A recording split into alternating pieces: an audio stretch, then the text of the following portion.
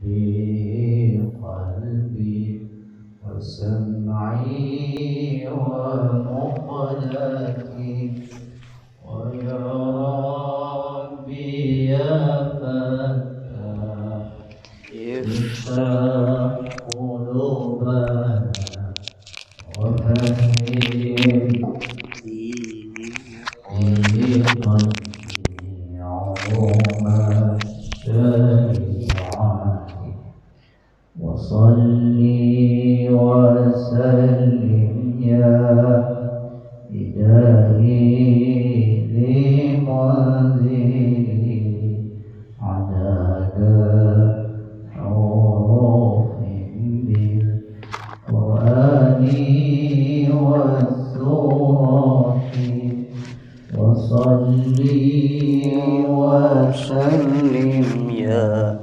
إلهي لمنذري عدد حروف بالقرآن والسورة قرآننا من معجزات المصطفى محمدا أجلها نفعا على أمته مسرمدا أجلها نفعا على أمته مسرمدا طوبى لمن يحفظه دنيا وأخرى أبدا وكيف لا إذا يموت جسمه لن يفسدا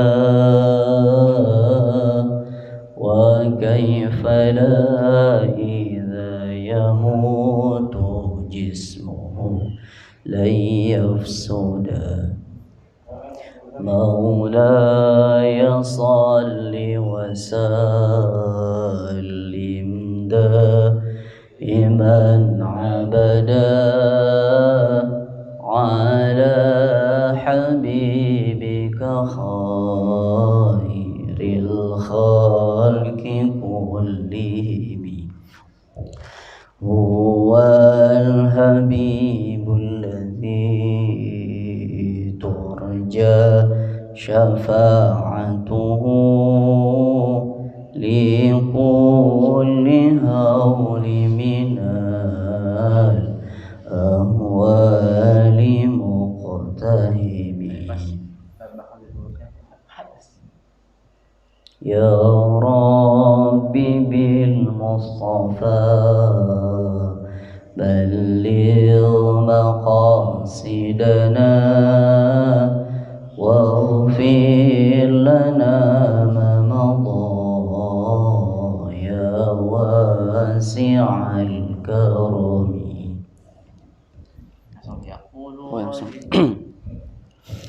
يقول راجي عفو رب سامعي محمد بن الجزري الشافعي الحمد لله وصلى الله على نبيه ومصطفاه محمد وآله وصحبه ومقرئ القرآن مع محبه وبعد إن هذه مقدمة فيما على قارعه أن يعلم إذ واجب عليهم محتم قبل الشروع أولا أن يعلموا مخارج الحروف والصفات ليلفظوا بأفصح اللغات محرر التجويد والمواقف وما الذي رسم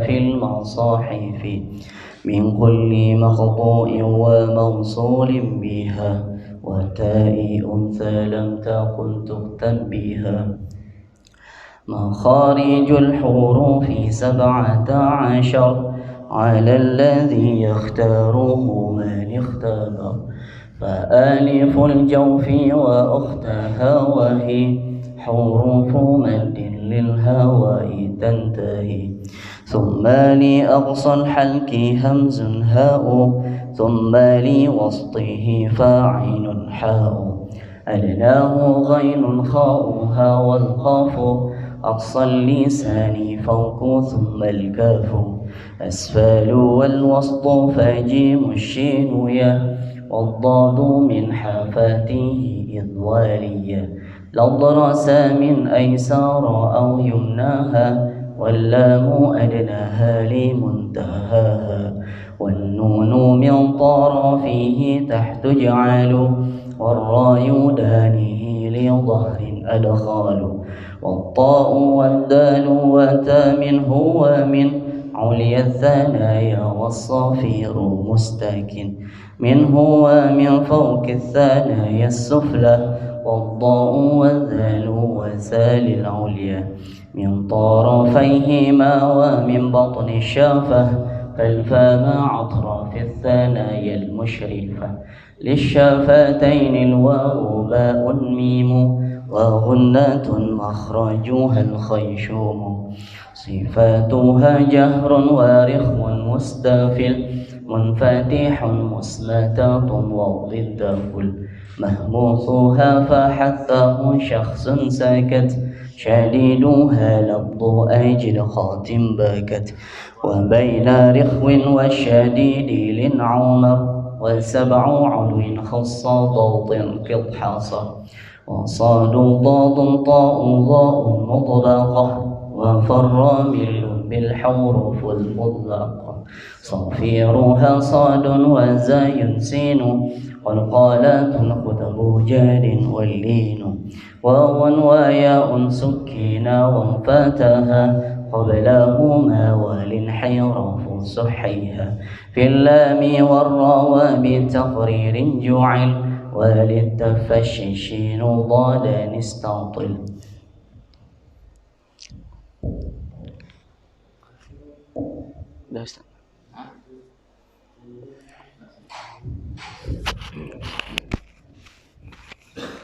Baik, jadi sebagai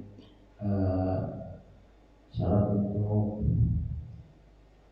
dalam ijazah khusus bab maksud huruf dan sultan huruf, salah satu tahapannya adalah yang pertama menghafal, dan yang kedua adalah riwayat. Riwayat itu adalah mampu menguraikan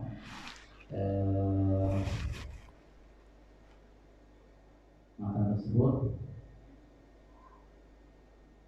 dalam sebuah penjelasan, ya. Insyaallah kita kalau sudah mampu menjelaskan, kita sudah dianggap bisa dan memahami isi matan itu, baru akan dikasih biasa khusus bab apa dulu dan sebagainya. Untuk hari ini nanti mau jelasin bab makhraj, ya, pada usul.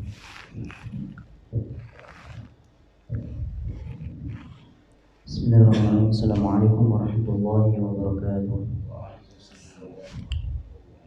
Hamdan wa syukran lillah, salatan wa salaman ala rasulillah, amma ba'd. Rabbi ishrah li sadri wa yassir li amri, wahlul 'uqdatam min lisani yafqahu qawli.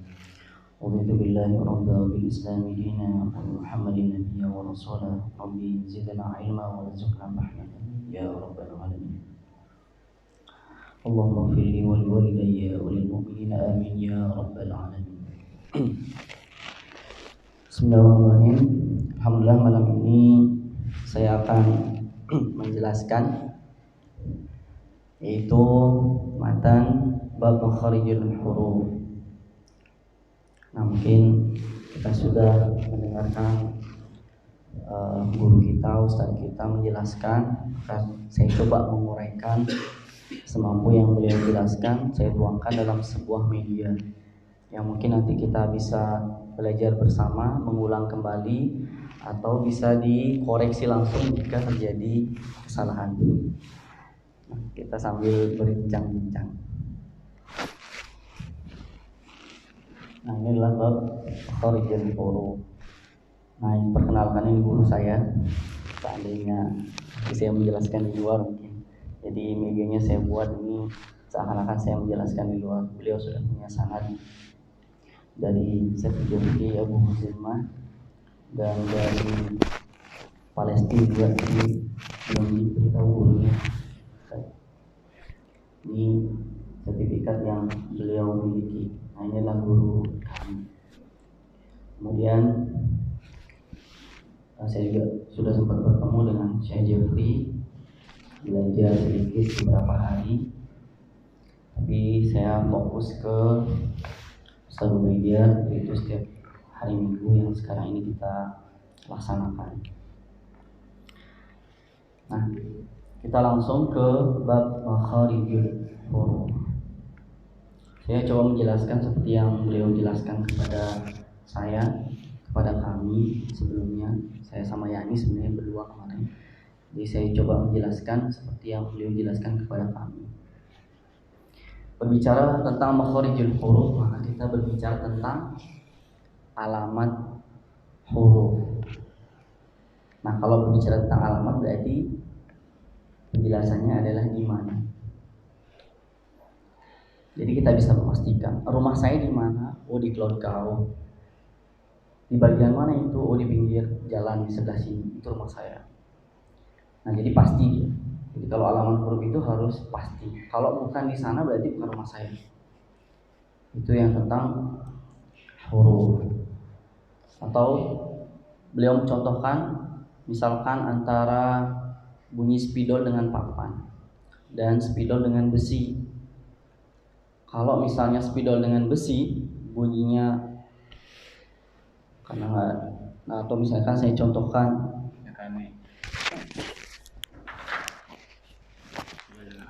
spidol dengan meja kecil ini, dengan saya contohkan lagi spidol dengan karpet, tentu bunyinya berbeda. Maka ketika saya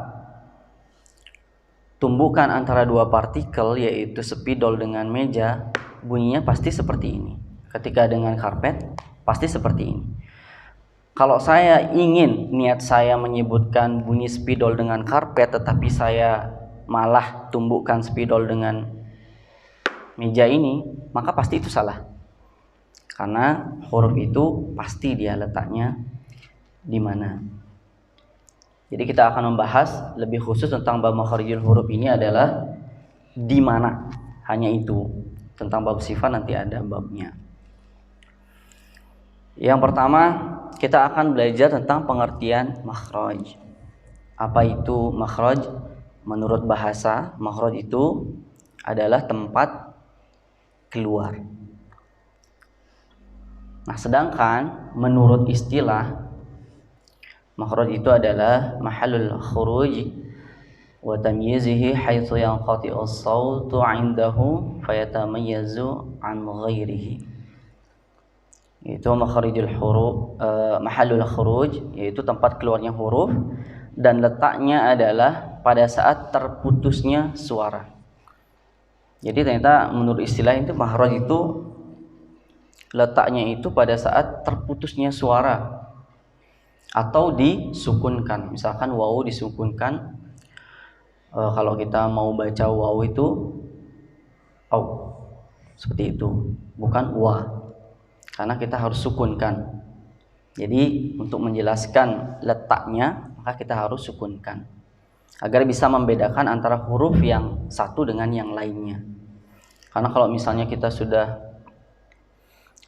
berikan dia makhraj, maka itu akan sudah bercampur dengan makhraj yang lain. Makanya ini harus disukunkan. Ini pengertian makhraj. Kemudian pengertian huruf. Jadi ada dua, makhraj dan huruf, ternyata berbeda dia. Sekarang menurut bahasa dulu. Kalau menurut bahasa, huruf itu adalah ujung sesuatu. Sesuatu itu apa? Nah, nanti kita akan jelaskan. Kalau menurut istilah, as-sautu mu'tamidu ala makhraj muhaqqaq atau muqaddar.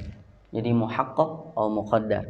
Intinya di sini, yaitu suara yang bersandar atau yang keluar, bersandar atau yang keluar dari makhraj muhaqqaq atau muqaddar. Nah, apa itu muhaqqaq? Apa itu muqaddar? Saya jelaskan sekarang. Muhaqqaq itu adalah makhraj yang membutuhkan partikel lain atau makhraj yang lain. Seperti tadi saya contohkan antara spidol dengan meja, berarti dia ini adalah muhaqqaq. Kenapa? Karena butuh partikel lain. Kalau misalnya ini spidol saya gini-ginikan saja, nggak ada bunyinya. Maka kalau dia misalnya berbunyi, berarti dia muqaddar. Nah, sekarang kita berbicara muhaqqaq, berarti membutuhkan partikel lain. Contohnya makhraj lisan, yaitu kedua bibir. Kalau kita menyebut huruf ba misalkan seperti itu, kalau misalkan bibir bawah kita hilangkan, nggak bisa. Karena sifatnya dia adalah muhaqqaq, butuh partikel lain. Jadi itu contoh, salah satu contohnya. Nah, kemudian yang kedua, muqaddar. Makhraj muqaddar yaitu makhraj yang tidak membutuhkan partikel lain. Contohnya al-jauh. Al-jauh ini nggak butuh partikel lain.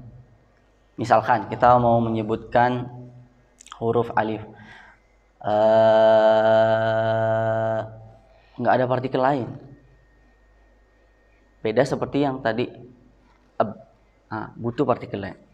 Tapi kalau al-jauh, lolos dia langsung, tidak butuh partikel lain, itu namanya muqaddar. Jadi bedanya muhaqqaq itu butuh partikel lain, kalau muhaqqaq tidak butuh. Lanjut. Berapa waktunya Ustaz? Santai ya. Nah, sekarang kita akan bahas matan yang bab makharijul huruf yang nomor 9. Makharijul huruf fi 17. Jadi tempat keluarnya huruf itu ada 17. Yang mana 17? Nanti kesimpulannya terakhir. Kita akan mendapatkan 17 itu. Ini menurut jumhur ulama atau sebagian besar ulama tajwid. Dan tentunya yang pakar. Alalladzi yakhtaruhu man ikhtabar. Ikhtibar yang pakar di bidangnya. Jadi kalau misalnya, contoh misalkan ada kasus pencemaran nama baik di media sosial atau mengucapkan sesuatu, maka polisi pasti akan meminta pakar bahasa. Nggak mungkin pakar tajwid atau pakar sains misalkan. Nah, itulah pentingnya di bidangnya, pakar di bidangnya, yaitu man ikhtabar, pakarnya. Maka ketika kita berbicara tentang makhraj, maka kita harus mengikuti jumhur ulama yang pakar di bidangnya. Nah, salah satunya adalah yang menyebutkan bahwa makhraj itu ada 17 dan itu menurut pakar, dan itu yang ikhtibar atau man ikhtabar atau yang pakar di bidangnya, dan itu jumhur ulama atau mayoritas ulama yang mengatakan itu. Tapi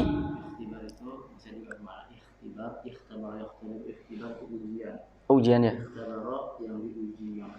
yang teruji, yang sudah pakar atau yang sudah diuji, yang udah dapat sertifikat lagi. Ya, seperti itu. Tapi ternyata makhraj ini ada perbedaan mazhab di antara para ulama yang mendalami di bidang ini. Ternyata ada juga perbedaannya. Yang pertama, ada yang mengatakan 29 ternyata. Ini tidak diketahui siapa pencetusnya. Nah, sebagian ulama dengan alasan setiap huruf memiliki makhraj yang berbeda-beda. Jadi seluruh huruf itu dikatakan makhraj. Padahal dari segi pengertian saja udah beda dia. Dari segi pengertian makhraj dan huruf itu aja sudah berbeda. Tapi ada ulama yang mengatakan bahwa makhraj itu ada 29. Kalau kita tahu huruf hijaiyah itu ada 30 kalau yang dihafal oleh anak-anak tadi ya, ada 30 alif bata. Tapi nah, menurut ulama yang 29 alif lam hilang. Jadi 29 dia. Makanya semuanya ini selain yang alif lam, karena alif sama lam itu kan sudah terpisah dia. Berarti alif lam udah hilang. Maka dia 29 ini semuanya dianggap makhraj. Nah, dianggapnya punya makhraj. Terima kasih koreksinya, Ustaz. Jadi dianggap punya makhraj seluruh huruf ini.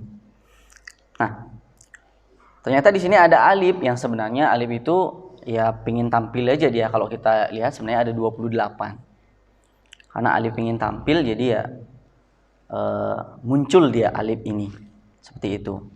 Nah, kita akan bahas semua huruf-huruf ini ke dalam makhraj yang akan kita pelajari sekarang, yaitu 17 makhraj. Menurut siapa? Imam Al-Khalid bin Ahmad Al-Farahidi dan Imam Ibnu Al-Jazari, yaitu ulama yang kita ikuti. Ada 17 makhraj. Nah, nanti kesimpulan terakhir saya akan tunjukkan 17 makhraj itu yang mana saja. Nah, maka kita akan bahas satu persatu makhraj ini sampai mendapatkan 17. Kita langsung ke 16. Kenapa ada yang mengatakan 16, yaitu Imam Sibawai dan Imam Syatibi? Nah, karena dia pertama dia menghilangkan makhraj al-jawf. Ini dihilangkan al-jawf. Sehingga ada 16 kurang 1. Karena Imam Al-Jazari 17, kemudian Imam Sibawai dan Imam Syatibi 16, dihilangkan al-jawf, maka diambil 1 sisa 16. Kemudian yang mengatakan 14. Yang 16 dulu kita bahas apa yang hilang di al-jawf itu, waw dan ya. Dan alif juga. Nah, kenapa waw itu masuk ke syafatain, yaitu ke dua bibir. Kemudian ya itu masuk di tengah lidah. Nah, ini yang dihilangkan sehingga dia ada 16. Kemudian yang mengatakan 14. Yang mengatakan 14 itu adalah Imam Al-Farra, Al-Jarmi dan Al-Qutrub dengan menghilangkan al-jawf dan menjadikan lam, nun dan ra menjadi satu makhraj. Jadi hilang 3. Kalau dari 17 yang kita dalami, hilang dia 3. Apa yang hilang? Al-jawf. Apalagi lam, nun dan ra ini jadi 1 dia. Yang kita yakini ada 3, kemudian disingkat jadi 1, jadi hilang di sini 2, al-jawf 1, berarti 3 hilang. 17 kurang 3 adalah 14.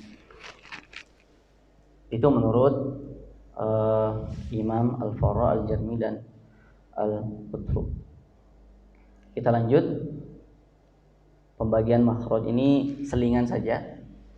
Nah, lebih detailnya nanti Ustaz yang akan menjelaskan. Jadi pembagian makhraj itu pembagian huruf itu ada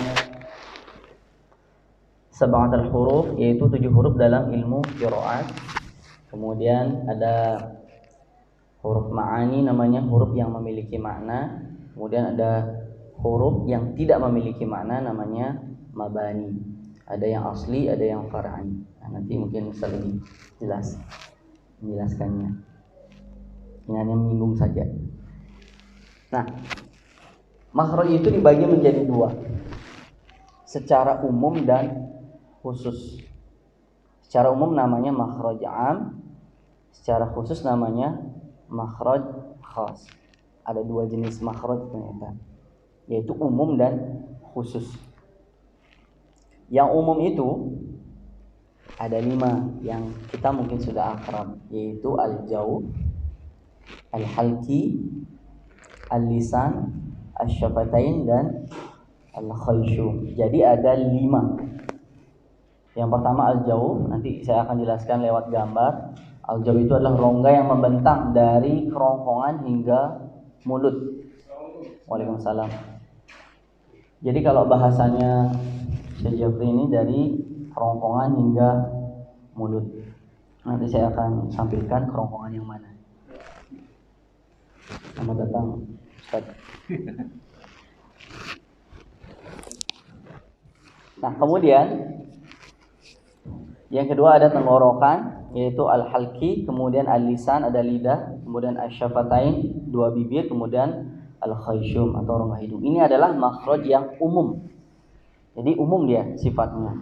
Nah, nanti makhraj yang khusus ada bagiannya. Nanti saya akan jelaskan. Nah, saya akan langsung jelaskan. Ketika huruf-huruf hijaiyah itu berharokat, hakikatnya sudah bercampur dengan al-jawf. Kita tahu tadi al-jawf itu dari kerongkongan hingga mulut. Itu al-jawf.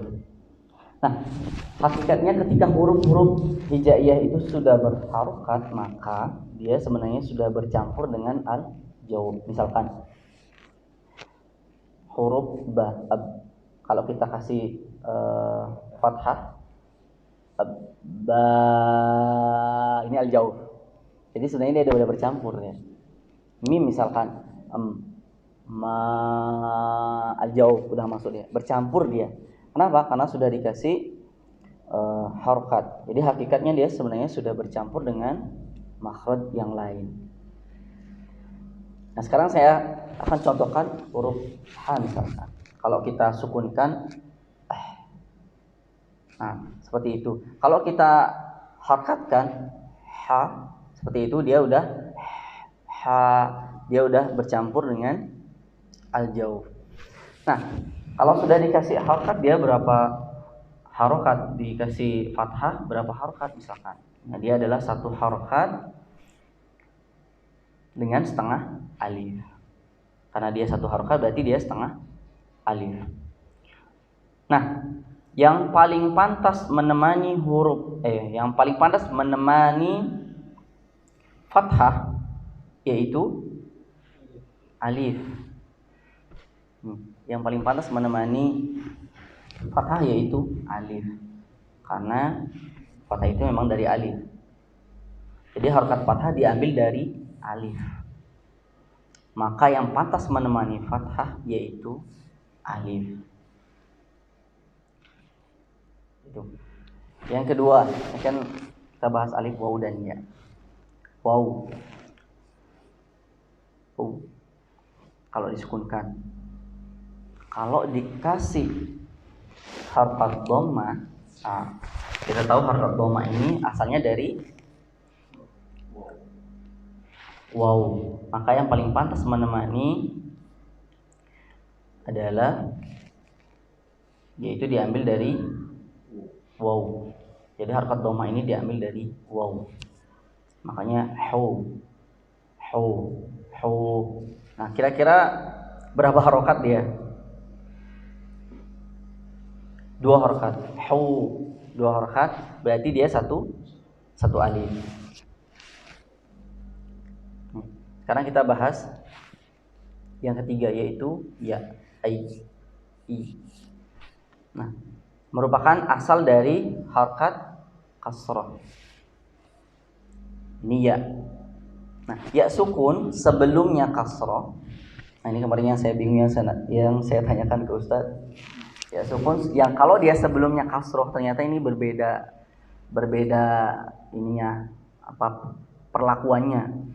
Kalau ya sukun yang sebelumnya kasrah menjadi huruf mad. Berapa harokat dia? Kalau dia menjadi huruf mad atau mad tabi'i berarti dia 2 harokat. Kalau 2 harokat berarti 1 alif. Ini kalau sebelumnya adalah kasrah. Ya. Tapi kalau ya sukun sebelumnya dikasih fathah disebut dengan lin. Kadar panjangnya seakan-akan dia adalah mad, namun bukan mad. Mengalir dengan lembut seakan-akan dia mad. Jadi tidak 1 harokat, tidak pula 2 harokat. Ini ya, Waw juga tadi. Kan walin waw yang kalau di berarti tidak hanya ya tapi juga waw. Kalau dia perilakunya di depannya berbeda antara sebelumnya kasroh atau fathah. Terima kasih koreksinya Ustaz. Nah, sekarang kita akan bahas al-jawf. Tadi kita sudah bahas bahwa ketika huruf sudah berharokat maka makhrajnya sudah bercampur atau makhrajnya sudah bercampur dengan al-jawf. Contoh, ini agak kesimpulan sih yang tadi sebelum kita bahas matannya secara langsung. Jadi ketika huruf sukun, makhrajnya itu sebenarnya mendekat. Ketika hurufnya berharokat, makhrajnya menjauh ke makhraj lain atau al-jawf. Ini kesimpulannya tadi. Nah, tidak hanya huruf mad, tapi seluruh huruf yang berharokat sudah ada unsur al-jawf. Jadi semua huruf. Misalkan ain itu jangan kita masukkan ke khayshum, karena khayshum itu adalah nun dan mim. Jadi ain itu harus sesuai dengan hurufnya. Itu jangan dicampur atau jangan dipunahkan, jangan dibawa ke khayshum, karena dia ain itu beda makhraj dia. Nah, cara mengetahui makhraj yaitu dengan cara sukunkan hurufnya. Kayak tadi misalkan ha itu nah disukunkan. Kalau nggak bisa, maka tambahkan huruf hidup di depannya, ha atau Jadi tambahkan huruf hidup. Nah, sekarang kita langsung ke makhrajnya, yaitu al-jawf, rongga yang membentang dari tenggorokan hingga mulut. Saya tandai fa'aliful. Nah, berarti ini disebut yang ditekankan adalah alif. Fa'aliful jawfi wa ukhtaha wa hi hurufu maddin lil hawa'i tantahi. Nah, jadi alif dan kawan-kawannya atau huruf mad. Ini yang pertama. Jadi huruf alif tempat keluarnya dari al-jawf. Al-jawf itu adalah rongga yang membentang dari kerongkongan hingga mulut. Nanti saya akan tampilkan berupa gambar.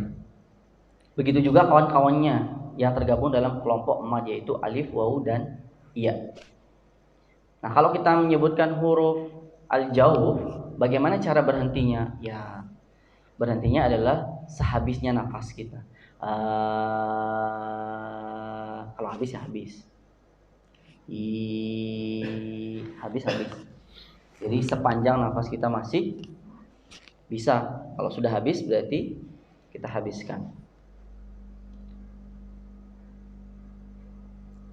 Nah, ini saya ambil dari gambarnya bukunya Syekh Jeffrey. Al-jawf itu yang mana? Ini dia. Ini ada, saya buat animasi yang bergerak. Ini dia al-jawf. Jadi membentang dari kerongkongan hingga mulut. Jadi semuanya ini adalah al-jawf. Ini al-jawf. Nah, kalau saya bandingkan yang kemarin kita diskusi ini nih Ustaz. Kalau di sign itu sebenarnya sama dia. Di sini ada rongga hidung itu nasal cavity namanya. Kemudian langit-langit keras juga sama, dia istilahnya hard violet namanya. Kemudian tongwei itu lidah. Kemudian soft violet itu adalah langit-langit lunak. Kemudian ada pita suara, voice book. Kemudian ada batang tenggorokan, di sini trakea. Ada kerongkongan juga, esophagus. Nah, tapi ada perbedaan sedikit mungkin di masalah ini mungkin. Kalau di sign itu tenggorokan itu yang ini, dari nasofaring, orofaring, hipofaring, itu yang tenggorokan. Jadi dia masih di sini dia, karena ini dia khoisum. Oh, nggak ada layarnya. Karena nah yang terang ini adalah tenggorokan, dia kisaran panjangnya 12 cm. Kalau yang ini adalah kerongkongan, tempat masuknya makanan, atau esophagus. Dia lebih panjang dia karena ke lambung langsung. Kalau yang ini 12 cm. Kalau yang ini lebih panjang, dia 20 cm. Tapi sebenarnya tenggorokan itu adalah bagian dari kerongkongan itu adalah bagian dari tenggorokan. Tapi karena dia dalam proses pemisahan antara makanan dan udara itu berbeda. Kalau di sini makanan, di sini udara, makanya dibedakan dia. Tapi sebenarnya kerongkongan itu adalah perpanjangan dari tenggorokan. Makanya bahasa Syekh Jafri itu kerongkongan itu adalah rongga yang membentang. Jadi ini juga rongga, ini juga rongga. Jadi sama dia. Itu ruang kosong. Itu udah ruang kosong. Dua-duanya ini kosong. Iya. Jadi dua-duanya ini kosong dia, Ustaz. Karena dia sejajar. Sejajar dia karena cuma di belakangnya dia. Karena dia ruang kosong, jadi dua-duanya ya kosong. Makanya boleh pakai kerongkongan ataupun tenggorokan. Karena saya lihat ada yang pakai kerongkongan, ada yang tenggorokan. Tapi saya pakai yang Syekh Jafri, yaitu yang kerongkongan. Karena dia lebih dalam. Karena al-jaub kan yang membentang atau ruang kosong. Karena kerongkongan lebih panjang dia. Nah, saya pakai bahasa kerongkongan saja. Dari kerongkongan hingga mulut. Nah, sekarang tapi di apa juga dia rongga yang terbentang dari kerongkongan sampai mulut. Saya baca tenggorokan. Tenggorokannya. Iya, bahasanya. Rongga itu kan ruang kosong dia. Rongga sebenarnya terbentangnya nggak sampai tenggorokan, cuman karena huruf tidak sampai ke tenggorokan, sampai kerongkongan, nggak sampai ke usus ya, ke perut. Iya, enggak. Maka dia rongga kosong dari kerongkongan sampai ke rongga mulut. Nah, terus ke bawah dari mulut sampai ke kerongkongan. Paham? Terima kasih tambahannya, Ustaz. Nah, sekarang kita akan langsung bahas matan yang ke-11 di makhrajul huruf. Tsumma li aqsal halki. Nah, ini sudah berbicara makhraj yang kedua nih. Tsumma li aqsal halki hamzun ha'u. Nah, hamzun ha'u ini saya tandai, kemudian saya arahkan ke lokasinya, lokasi makhrajnya. Jadi dia paling bawah dari tenggorokan ya.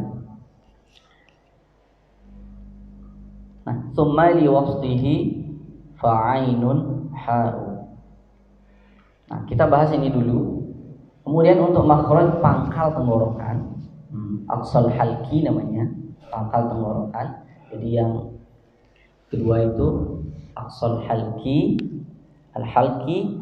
Nah, ada aqsal halki, yaitu pangkal tenggorokan. Hurufnya yaitu hamzun ha'u, hamzah dan ha. Nah, di sini dia di paling bawah. Kemudian di tengah, sumali wastihi, wastul halki lah bahasanya, karena dia di tengah. Karena ini al-halki, makhrajnya al-halki. Sumali wastihi fa'ainun ha'u. Apa saja hurufnya? Ain dan ha. Fa'ainun ha'u. Nah, jadi kalau tadi kita sudah bahas tenggorokan, maka tenggorokan yang tengah ini wastul halki namanya. Bahasa di matan adalah liwastihi fa'ainun ha'u. Kita sebut dia adalah wastul halki, atau yang tenggorokan yang di tengah. Apa saja hurufnya? Ain dan ha. Kita lanjut. Oh, yang mana itu? Hamzah itu. Ya. Jadi kan bilang bawah, kita atas. Oh iya. Oh iya. Nah, kalau dari segi prinsip, mohon maaf, terima kasih koreksiannya. Kalau dari segi prinsip, saya jelaskan dahulu. Kalau di makhraj itu yang paling, kalau kita lihat mungkin secara mata ini paling bawah, ini sungguhnya dia adalah paling atas. Ini paling atas, ya ke mulut itu semakin ke bawah. Nah, Saya ulang ya, berarti ini adalah paling atas, kemudian semakin ke mulut adalah semakin ke bawah. Makanya bahasanya saya rubah yang tadi, yaitu pangkal, bukan bawah, pangkal. Namanya pangkal tenggorokan. Ya, atau tenggorokan yang paling jauh, yaitu aqsa, yang paling jauh atau yang paling dalam. Aqsa. Terima kasih koreksinya. Nah, kemudian kita lanjut, summa li wasfihi wastul halki. Kalau kita sebut fa ainun ha'u, ada ain dan ha. Nah, ini dia. Jadi ada kamar, orang yang menghuni adalah ain dan ha. Itu dia. Kita lanjut. Adnahu ghainun kha. Saya tekankan yang ada hurufnya. Adnahu ghainun kha uha. Kemudian di bawah atau ujung tenggorokan, nah makanya ini di bawah sekarang. Bahasanya di bawah, jadi dia semakin ke bawah. Atau ujung tenggorokan hurufnya adalah ghain dan kha. Nah, di sini dia. Namanya kita sering sebut adnal halki. Kalau tadi aqsal halki, wastul halki, kemudian sekarang adalah adnal halki. Oke, lanjut. Nah, sebelum ke lisan, sebelum ke makhraj lisan, kita akan mengetahui dulu lokasi. Maksudnya adalah lokasi-lokasi makhraj lisan. Saya sudah carikan lisan supaya lebih mudah menjelaskannya. Yang pertama kita mengetahui dulu lah letak-letak makhraj di lisan. Nah, di sini ada aqsal lisan. Kalau tadi ada aqsal halki, di sini ada aqsal lisan. Pangkalnya lidah. Kemudian setelah aqsal lisan ada wastul lisan. Kalau tadi wastul halki, nah sekarang wastul lisan. Ini dia yang tengah. Kemudian, nah yang ini yang di pinggir ini namanya hafatul lisan, tepi. Baik dari sisi kiri atau dari sisi kanannya. Aisaro au yumna, kalau bunyi matanya seperti itu. Nah, tepi lidah bagian bawah. Ini saya buramkan yang di tengah, maksudnya adalah yang ke bawah juga. Di ujung itu ada yang ke bawah. Jadi adnal hafa. Jadi kalau saya contohkan, yang bagian ujung yang di bawahnya juga masuk gitu. Adnal hafa. Nah, maka kita langsung sekarang masuk ke torful lisan. Ini adalah bagian torful lisan. Nah, sekarang kita langsung masuk ke mata. Nah, setelah kita mengetahui letak-letak tadi di lidah makhraj, maka kita langsung ke mata. Wal qafu aqsal lisani fauqu sampai fauqu. Wal qafu aqsal lisani fauqu. Jadi huruf qaf itu makhrajnya di pangkal lidah naik ke langit-langit, di atas makhraj kedua huruf qaf. Nah, makanya tadi bahasanya di atas, berarti qaf karena duluan dia berarti di atasan. Nah, maksudnya gitu. Makanya ini di atasnya makhraj partikel kedua huruf qaf. Berarti qaf itu di bawahnya. Karena qaf duluan berarti qaf di atasnya. Maka di atasnya huruf qaf. Jadi makhrajnya partikel keduanya maksudnya. Jadi partikel keduanya, saya berdiri, yang ini adalah partikel, yang ini partikel kedua, kalau yang ini adalah partikel pertama. Ini partikel pertama, ini partikel yang kedua. Partikel 1, partikel 2. Partikel 1, partikel 2. Maka langit-langit. Jadi inilah partikel yang pertama. Jadi bahasanya seperti itu. Nah, kemudian huruf kaf makhrajnya di pangkal lidah naik ke langit-langit. Kemudian saya lanjutkan matanya. Huruf kaf sekarang. Summal kafu asfal. Bahasanya cuma asfal gitu aja. Summal kafu, kemudian huruf kaf makhrajnya di pangkal lidah naik ke langit-langit. Di bawah makhraj partikel kedua huruf qaf. Karena qaf itu di atas, maka di bawahnya qaf bahasanya. Makanya asfal di sana. Di bawahnya. Jadi summal kafu asfal. Kemudian saya akan tunjukkan gambarnya. Ini adalah huruf qaf. Nah, nih.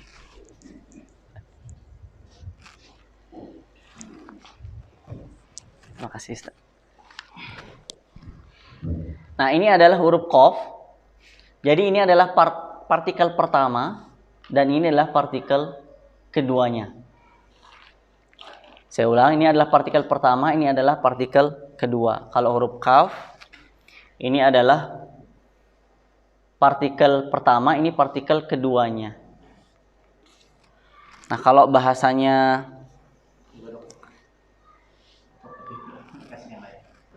kalau bahasanya Abu Ezra Laili Al-Fadili itu ada langit-langit yang keras dengan langit-langit yang lunak. Bahasanya seperti itu. Ini yang keras, ini yang lunak. Makanya qaf itu adalah bertemu, partikel keduanya adalah langit-langit yang keras. Kalau kaf, langit-langit yang lunak. Kita bisa pegang di sini agak keras, agak lunak. Kalau yang depannya agak keras. Jadi seperti yang tadi saya jelaskan. Nah, ini adalah summal kafu asfal. Jadi dia itu, kaf itu ada di bawahnya qaf. Di bawahnya. Nah, jadi ada langit-langit yang lunak, ada yang keras. Saya ulang ya. Nah, ini untuk qaf itu ada di langit-langit yang lunak. Kalau kaf ada di langit-langit yang keras. Itu partikel keduanya. Tapi partikel pertamanya dia sama. Yaitu di mana? Di aqsal lisan. Itu dia, aqsal lisan. Jadi ini adalah aqsal lisan. Aqsa, pangkal. Yaitu karena kalau tadi ada aqsal halki, sekarang ada aqsal lisan. Nah, ini yang partikel keduanya. Ini partikel keduanya, ini partikel kedua huruf qaf, ini partikel kedua huruf kaf. Kalau huruf qaf itu bertemu dengan yang lunak, langit-langit lunak. Kalau kaf bertemu dengan langit-langit yang keras. Ini menurut Abu Ezra Laili Al-Fadili lebih memudahkan supaya lebih gampang. Nah, ini animasi, ini yang langit lunak, ini yang langit-langit yang keras, ini yang keras, ini yang lunak. Jadi ini huruf qaf, ini huruf kaf. Oke, selanjutnya wal wastu fa ji mushi nuya. Jadi ada 3 di wastul lisan. Ada 3 huruf yang bersemayam di sana atau yang keluar di sana. Yang keluar dari wastul lisan yaitu jim. Ini dia jim, kemudian shin, sha, ash, kemudian ada ya. Jadi wastul lisan ada 3 huruf yang keluar dari wastul lisan. Saya lanjutkan langsung. Saya perlihatkan gambarnya. Nah, ini dia. Ini jim, ini shin, ini ya. Cuman dia sifatnya berbeda. Nanti akan dijelaskan di matan bab syifat. Langsung ke lidah bagian pinggir atau tepi, namanya hafatul lisan. Di sana ada huruf dod. Ada huruf dod di sana. Bunyi matanya adalah waddadu min hafatihi idwaliya ladrasa min aisara aw yumnaha. Jadi ini dua baris diambil dari bait ke-13 sampai 14 setengah-setengah, semua diambil karena dia memang panjang. Jadi huruf dod itu makhrajnya di pinggir lidah, tepi lidah, mengarah ke gigi geraham atas. Gigi geraham atas, baik dari sisi kiri aisaro maupun dari sisi kanan au yumnaha. Jadi tepi lidah kiri, kanan atau dua-duanya. Kalau saya lebih mudah yang kiri. Yang kiri. Kalau kanan agak kesulitan sih. Mungkin pilihan masing-masing.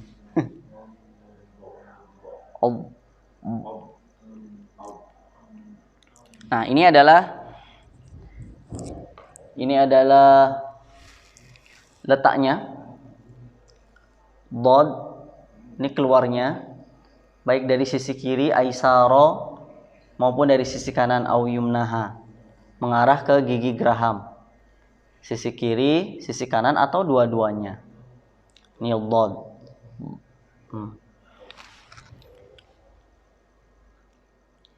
Kemudian selanjutnya yaitu jadi dari adnal hafah atau lidah bagian pinggir tapi yang ada bawahnya. Nah, apa bunyi matanya? Wallamu adnaha limuntahaha. Ada huruf lam di sana dan huruf lam di tepi lisan atau lidah bagian bawah sampai ke ujungnya. Jadi di sini dia, lidah ujung bawahnya sampai ke ujungnya. Nah, ini tidak disebutkan secara rinci partikel keduanya. Kalau tadi huruf kaf itu partikel keduanya jelas. Nah, karena huruf lam ini tidak tahu di mana partikel keduanya. Kalau partikel pertamanya kan di adnal hafah atau adnal hafatul lisan. Partikel pertamanya, tapi partikel keduanya nggak tahu. La, la. Nah, maka menurut yang dijelaskan oleh Ustadz Baidiar dan Syekh Jeffrey yang saya dengar, karena di sini tidak ada di matan, maka sifatnya adalah tabi'i atau natural saja. La. Jadi sesantai kita mengucapkan lam itu. Dan ini membutuhkan talaki tentunya. Jadi tidak sembarangan. Nah, saya akan tampilkan gambarnya. Ini huruf lam. Nah, ini adalah partikel pertama, yaitu adnal hafah. Ini. Kemudian punggung lidah yang bawah, yang di sini la. Jadi menekan ke partikel kedua. Ini huruf lam. Nah, ini gambarnya. Lanjut ke selanjutnya yaitu torful lisan. Tadi kita sudah mengetahui letak torful lisan. Sekarang kita langsung huruf apa yang keluar dari sana. Wan nunu min tarafihi tahtu ja'alu. Dan huruf nun dari ujung lisan ke langit-langit di bawah makhraj kedua huruf lam. Nah, jadi di sini di torful lisan ini ada huruf nun, di mana dia makhrajnya yaitu di bawah makhraj kedua huruf lam. Kalau misalnya lam kita tentukan sendiri di mana, maka di bawahnya lagi itu adalah nun. Jadi di bawahnya adalah nun. Maka di bawahnya nun. Itu jadi kita menentukan dulu di mana huruf lam partikel keduanya, maka di bawahnya lagi adalah huruf nun. Jadi begitu cara menentukannya. Tapi di sini ada perbedaan. Ada Imam Al-Farra Al-Jarmi dan Al-Qutrub itu menjadi 3 huruf ini, yaitu ro, nun dan lam ini dijadiin satu makhraj dia. Ra, na, la, jadi satu dia. Digabung dia. Seperti itu. Tapi kalau kita berbeda. Bedanya di mana? Di partikel kedua yang berbeda. Lanjut di torful lisan, bunyi matanya adalah wara yudanihi li dhahrin adkhalu, dan huruf ra di dekatnya huruf nun, yaitu di ujung lidah pada punggung lidah ke langit-langit lebih dalam dari huruf nun dan huruf lam. Nah, kalau kita menyebutkan huruf lam, al, an, ar. Nah, ro ini lebih dalam dari kedua huruf lam dan nun. Kalau lebih dalam berarti kalau bahasanya kita lebih ke atas, lebih ke sini. Ya, lebih ke dalam lah, lebih jauh dari huruf lam dan nun. Makanya kita memilih partikel keduanya seperti itu. Oke, selanjutnya saya akan tampilkan gambarnya. Ini dia. Ini ro. Ini nun. Karena nun itu isi ke khayshum, makanya di sini keluarnya. Dari sini dia. Kalau ini ro. Nah, ini lebih. Ini nun, ini ro, ar, an. Jadi ro itu lebih ke dalam daripada nun dan lam. Saya lanjutkan. Torful lisan atau lidah bagian ujung. Bunyi matanya adalah wa ta'u wa dalu wa ta min huwa min uliyat thanaya. Dan huruf ta, dal dan ta darinya ujung lidah menempel ke pangkal gigi seri atas. Ta, da, ta. Jadi menempel dia. Dari torful lisan, yaitu ujung lidah menempel ke pangkal gigi seri atas. Ada to, ada dal, ada ta. Jadi dia menempel. Itu ada tanda panahnya. Saya buatkan animasi. Jadi dari torful lisan ke pangkal gigi seri atas. Nih, pangkalnya gigi seri atas. Jadi gigi seri itu punya pangkal juga. Nah, pangkalnya yang di atasnya atau di dalamnya. Jadi gigi itu punya pangkal, punya ujung. Nah, kalau huruf to, dal, dan ta ini dari torful lisan ke pangkal ujung gigi seri atas. Bukan gigi seri yang bawah, tapi gigi seri yang atas. Ini dia gambarnya. Nih, to. Ini da sama ta. Jadi dia ujung gigi seri atas yang mana? Ini dia. Ini kan gigi seri. Ini ujungnya. Pangkal, sorry, bukan ujung. Pangkal gigi seri atas. Ini pangkal. Nah, saya perjelas lagi. Ini ta, dal, dan to. Ini dia lidah torful lisan yang ketemu. Kemudian ini terlihat dari bawah menyentuh gigi seri atas di sini. Gigi seri bagian pangkal. Tapi gigi yang atas, kalau ini atas, ini bawah. Gigi seri kan kalau di sini ada 2, ini juga ada 2. Kita pilih yang atas. Nah, kita lanjutkan. Kemudian torful lisan masih sama karena banyak sekali huruf di sini. Saya lanjutkan matanya yang ke-16. Was-safiru mustaqim min huwa min fawqi thanaya sufla. Dan huruf safir. Safir itu artinya mendesis. Nah, itu mendesis. Itu namanya huruf-huruf yang safir. Min huwa min fawqi thanaya sufla. Dari mana dia keluarnya? Dari atas atau dari ujung kedua gigi seri bagian bawah. Nah, kalau di bukunya mungkin ada perbaikan. Ini Ustadz saya temuin. di apa, arah panahnya dia ke atas, dia ke gigi seri atas dia. Yang ya di gambarnya itu di sini dia ya di ujung gigi seri bawah. Jadi makanya saya kasih panah di sini torful lisan, yaitu sofir itu mustaqim min huwa min fawqi thana yusufla, ujung lidah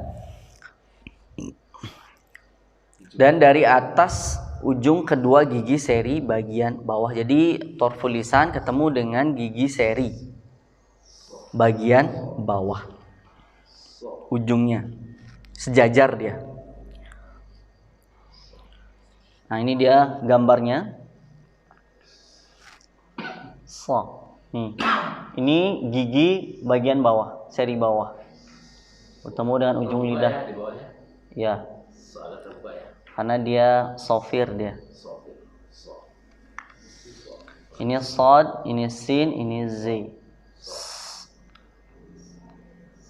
So, sa, za. Jadi pakai gigi yang seri bawah. Nah, saya lanjutkan.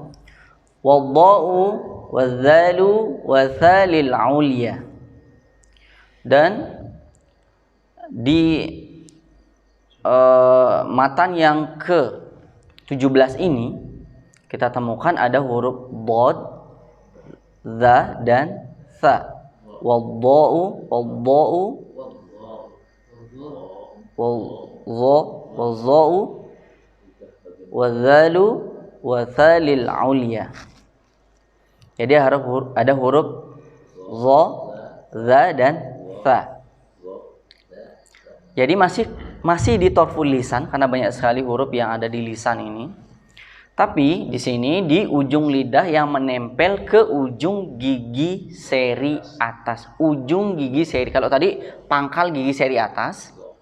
Kalau sekarang ujung gigi seri atas. Huruf apa aja itu? Za, za, tha. Saya perlihatkan gambarnya. Nih. Ujung gigi seri atas. Ujung gigi seri atas. Nah, itu dia. Torful lisan. Selanjutnya bait ke-18. Wa min batni syafah fal fa ma'atrafith thanayal musyrifah.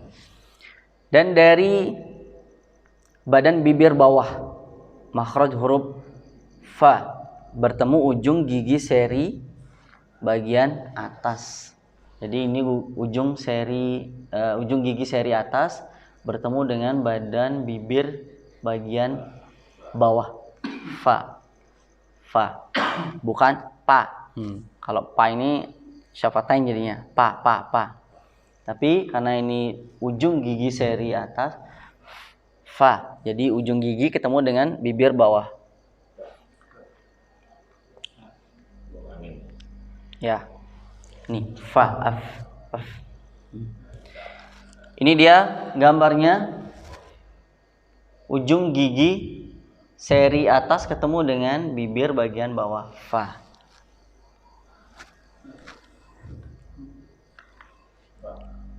Jadi kadang kita sering mendengar ada yang mengatakan pa. Dari itu dia syafatain ya, dua bibir. Nah, ini dia. Li syafatainil wawu ba'un mimu. Nah, di syafatain ini ada huruf-huruf yaitu wawu, ba dan mim, atau di kedua bibir. Kalau ketemu mengeluarkan huruf wawu, ba dan mim. Li syafatainil wawu ba'un mimu. Kedua bibir. Nah, ini dia kedua bibir. Nih, bibir ketemu dua. Ini mim karena dia guna. Ini dua bibir juga. Ini dua bibir. Semuanya dua bibir ketemu. Makanya kalau salah satu bibir atas atau bibir bawah tidak ada, maka huruf-huruf ini tidak bisa terbaca. Atau kita tidak bisa menemukan makhraj huruf ini. Kemudian yang terakhir wa ghunnatun makhrajuhal khaysyumu. dan gunnah makhrajnya di rongga hidung yaitu huruf nun dan mim. Jadi nun dan mim ini harus digunakan. Kita sering menggunakan huruf ain, termasuk saya yang masih perlu talaki. Huruf ain. Kalau masih ini berarti masih gunnah dia. Kalau nah kayak gitu dia. Jadi kalau bahasanya Syekh Jafri setelah menyebut huruf ain langsung ke al-jaub, tadi ya ke alif langsung. Jadi dia nggak masuk ke gunnah dia. Gitu. Jadi kalau kita tutup hidung masih tersebut dia hurufnya. Nah itu masih masuk. Masih masuk. Jadi ketika menyebut ain itu udah tidak digunakan ya, karena khayshum itu adalah hanya 2 huruf saja, nun dan mim. Nah, di sini dia letak khayshum, yaitu digunakan. Di sini dia khayshum. Nah, ini dia hurufnya mim dan nun. Nah, di sini. Jadi tak boleh ke hidung. Saya aja masih belajar. Ujungnya u.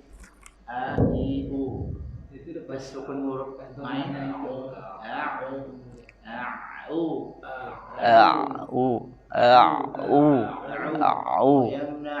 al-ma'un. Ini ya. Jawab kan kan. Bukan. Masuk berarti. Masuk.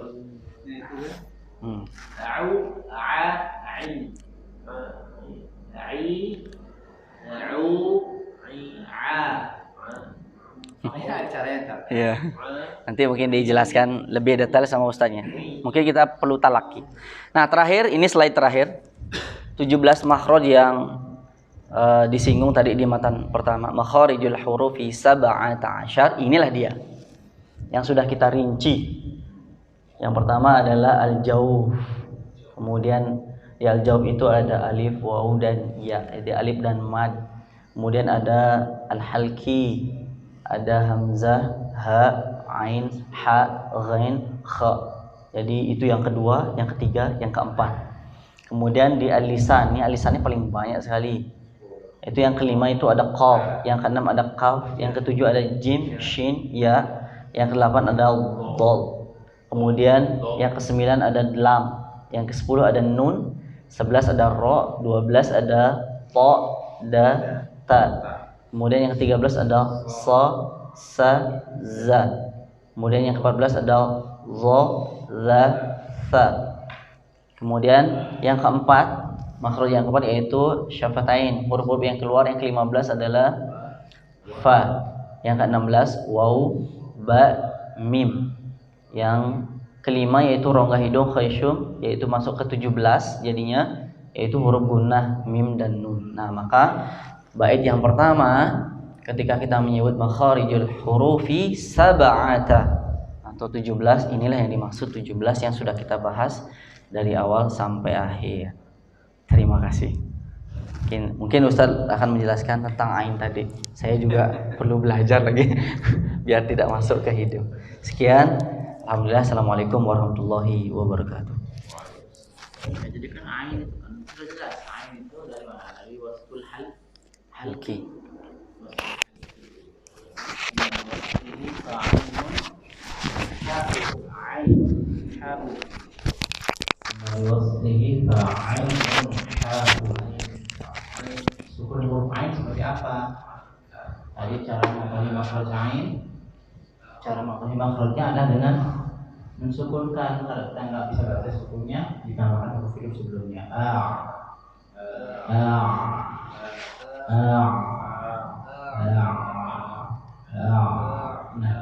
tadi disinggung oleh Ustaz Bustami bahwa setiap huruf yang berharokat itu pasti melewati al-jauf, atau bahasa lainnya, setiap huruf yang berharokat itu sudah bercampur dengan makhraj lain, yaitu makhraj al-jauf. Jadi setiap huruf yang berharokat sudah masuk ke al-jawf. Karena apa? Karena huruf ketika dia sukun mendekat dengan makhrajnya, ketika berharokat berarti menjauh. Dan ketika mad semakin jauh lagi. Kan gitu. Saya dijelasin bahwa kalau dia satu harokat berarti setengah alif.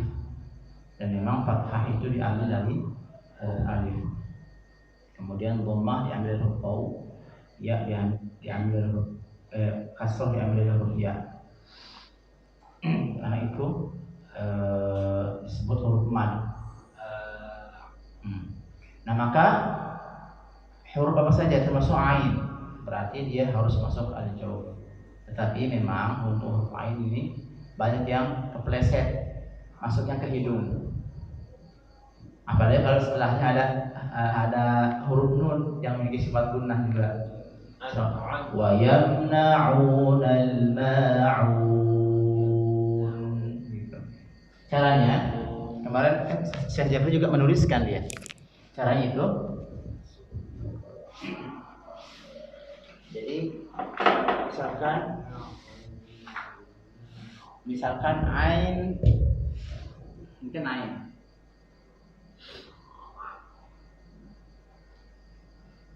Nah, ain atau ain misalkan berharokat misalkan begini.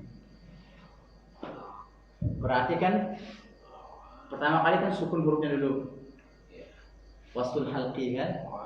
Yang kedua harokat atau rahangnya rahang tipis. Baru a. Nah, jawabnya a.